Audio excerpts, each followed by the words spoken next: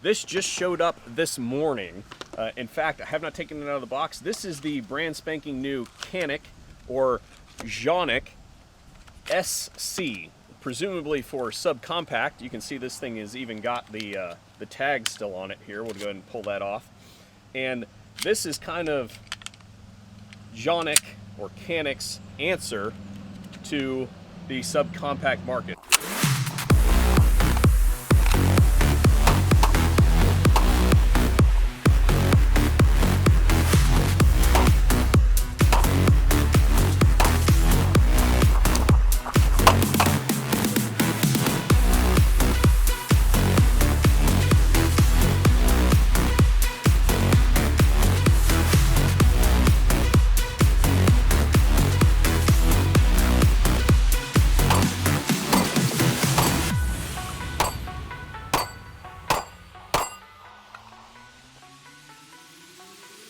The Canik SC is the most recent iteration of the popular Poly Wonder handgun line imported by Century Arms. To date, we have seen several changes to the pistol design, seasoning it for the US market from its original inception as a sidearm for the Turkish military. We have since seen the inclusion of several diversifications like long slide configurations, compacts, and optics-ready models. If the Elite series is the Glock 19 size Canik, then the Elite SC is the Glock 26 MOS, coming in with a 3.6-inch nitrided barrel and a shortened grip for concealability. For more information on the previous models of the Canik, I will direct you to our playlist containing every one that VSO has covered. This piece really has evolved into a feature-packed pistol over the years. The SC comes with two magazines, one 12-round and one 15-round. Both mags come equipped with finger extensions, which in my opinion defeats the purpose of having a short mag, but they do include a flush fit faceplate if you want to swap it out. Quick note, the pistol is backwards compatible with all the other Canik mags currently on the market. The gun is set up to be morphably ambidextrous, with only the magazine release needing to be flipped for left-handed shooters that were taught to shoot with the incorrect hand. For those left-handed shooters, we also have front slide serrations and dual extended slide stops if you are into levers and switches on your guns. To enable integration of accessories, there is an integral accessory rail in the typical location underneath the slide, and if you're into the optics ready fad, Canik has you covered. With the removal of two screws, the plate on top of the slide removes and the included polymer plate syncs up with your optic. The pistol comes with one for the shield red dot. As I alluded to, I am not an optics on pistol person. What I do really care about though is Canik has finally given us a usable set of sights. Also, that silly optics plate does not take the rear sight with it like a few of the previous models. Most importantly, the sights are properly proportioned to each other, and also the front sight is a photoluminescent material, while the rear sight is a serrated blacked out rear beveled in the correct direction for one-handed operations. Peripheral features that should be mentioned about the pistol are a loaded chamber indicator located on the top, a striker indicator located on the heel of the slide, and the internal safe action trigger mechanism we have come to expect on Poly Wonder pistols.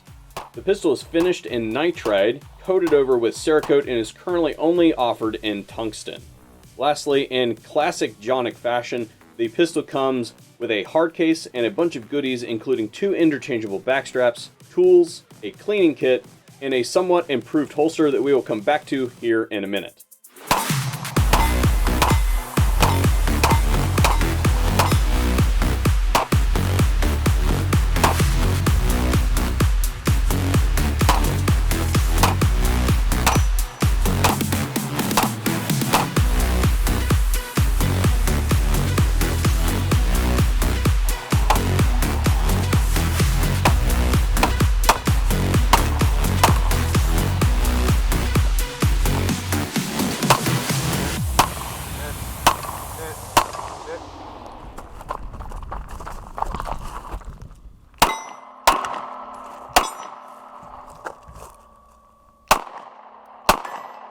Loading.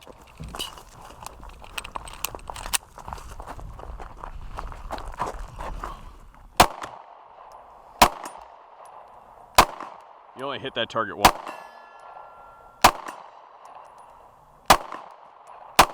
Got it.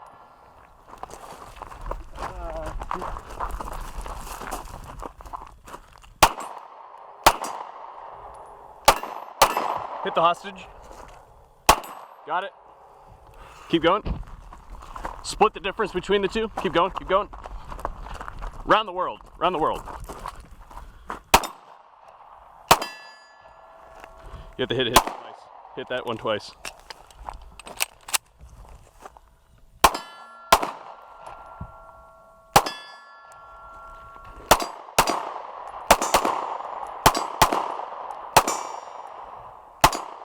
Keep going.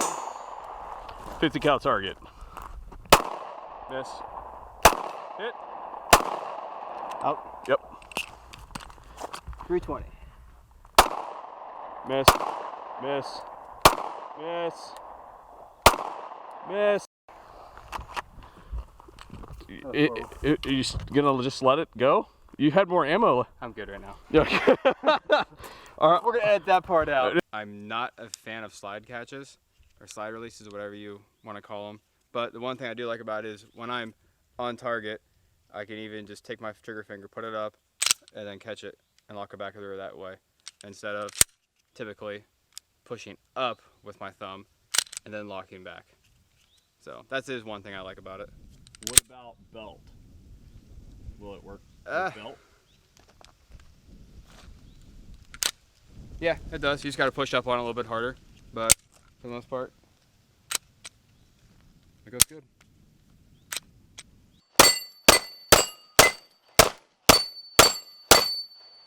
Out. Hey man, real quick, I want you to try this. This is the magazine that came from the Elite, which is the next model up.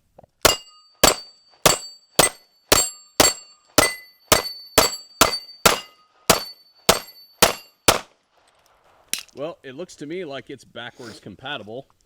So if it accepts that, it will accept all the Canik magazines. So it literally is the Glock 26 of the Canik world, it looks like. So I do want to give credit where credit is due before we go any further, that Canik has included a much improved holster with the Canik SC, as opposed to what has kind of come in Canik packages in the past. Normally it's like a retention paddle holster thing that's just not very functional. They're at least trying very hard with this molded Kydex holster to give something that's at least functional. However, I will point out that although it is more of the like that I would like to see included with every handgun in America, it is an outside the waistband holster, and that's just simply not how most Americans carry. Most Americans are going to carry their firearm concealed because it is the most tactically sound way to do it. So what I've done is I've reached out to my network, and what I have here is an example of a holster that is done what I would say correctly. And I thought, since clearly Canik is paying attention to the US market, maybe we can show them what it is that makes an inside the waistband holster that's properly constructed, and maybe they can incorporate some of those features in their next generation of designs. When I insert this firearm into the holster, you can hear that there is an audible click. And what that is the trigger guard is pushing past this indentation in the plastic here and then clicking into the retention groove for the trigger guard. This holster is properly constructed in that regard, in that the lockup is right there on the trigger guard. Well done. So if we go over here to the Green Force, we can see that when it clicks in, we also get a little bit more crisper lockup, a little bit finer molding going on there, more positive retention, although both of these are adjustable so that you can increase the tension if you want to, but stock out of the box, this one's a little bit looser. You can see that that is a much healthier clip than what comes on the standard holster. Obviously the clip is facing the wrong direction in my estimation on the standard holster, and you could argue that those could be removed and run on the outside to change the holster from an outside to an inside the waistband holster. That could be argued. The other thing that I'll point out is that there is no tension strut on the stock holster, but if you look here on the Green Force holster right here, there is a raised piece, and the reason that is there is to add tension on your belt and push that gun into yourself, making it print less than if you were to just have this hanging by the belt, kind of like flapping there in the wind. So now we're going to move on to the winter gloves test, and I think that this may be the worst case scenario. These are 3.5 mil, and guys, bear with me, I'm an American too, I get it. It's just the way neoprene is measured. 3.5 mil neoprene gloves with rubber pads on them, and there's very, very little dexterity in these, in that they're rigid, especially if you've ever worn like a 7 mil wetsuit or anything like that. You know that neoprene is a great material to keep you warm, but really bad for movement. So that's what we're gonna do here today. And I guess I'm gonna go ahead and give myself a fight since I'm kind of here by myself. So, fight! Ow!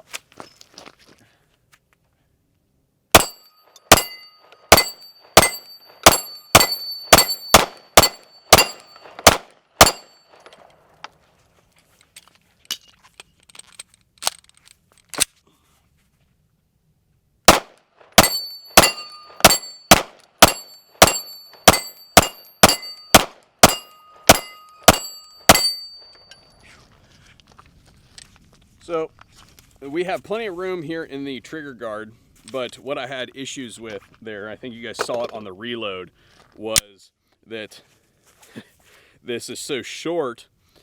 With those big gloves, I had trouble getting it up in there, and I needed all the extra time that I took.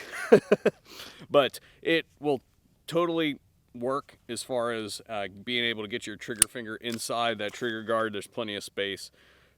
This test was pretty loaded from the beginning. Now, the other thing I will point out is that this holster that we talked about earlier is the holster that I used when I took the gun all the way to Iowa so that Mr. Tactical Bacon could shoot it.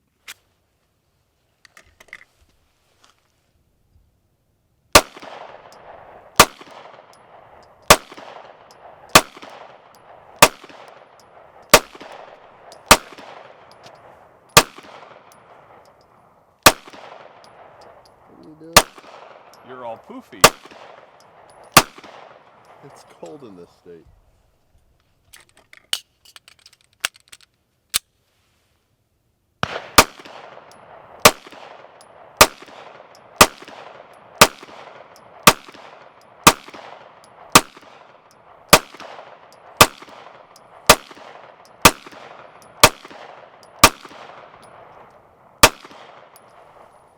So does it still feel as, how did you put it, meaty as you thought when you just kind of first finger banged it, now that you've got it on the range?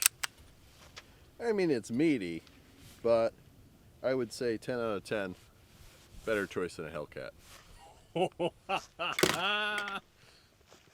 But I think that that makes me a pretty cool brother for driving this thing all the way out there.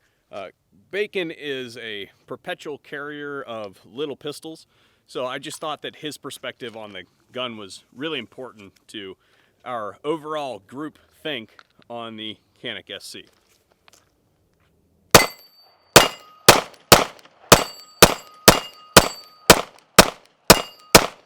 Oh, that was a terrible string. Trying to close her out on the Canik SC. This is my redemption run. I had a previous one that wasn't very good. So, got a feel for it. Let's go. Are you ready? Fight!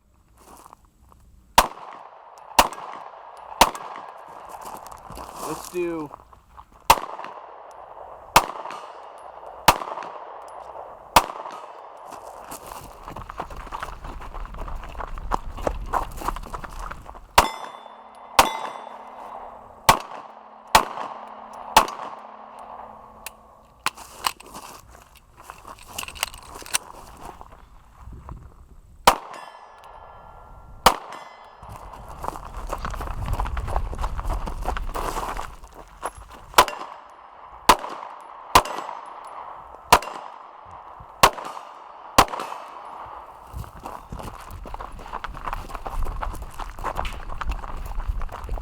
Going around the road? Start with a hostage.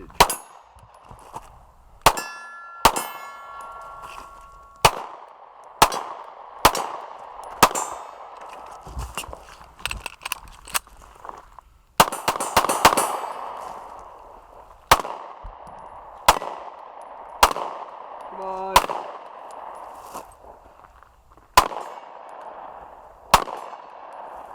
Did you see what happened on that one right there? No. He's quartered away from me. So I have this little tiny sliver and I'm trying to hit it, and I can't. It's like hiding behind the sight. But anyway, that is our look on the Canik SC, and it looks to me, we got a couple left. So thanks for joining us here today on the VSO Gun Channel. I hope that you guys had as good a time watching this video as I had making it.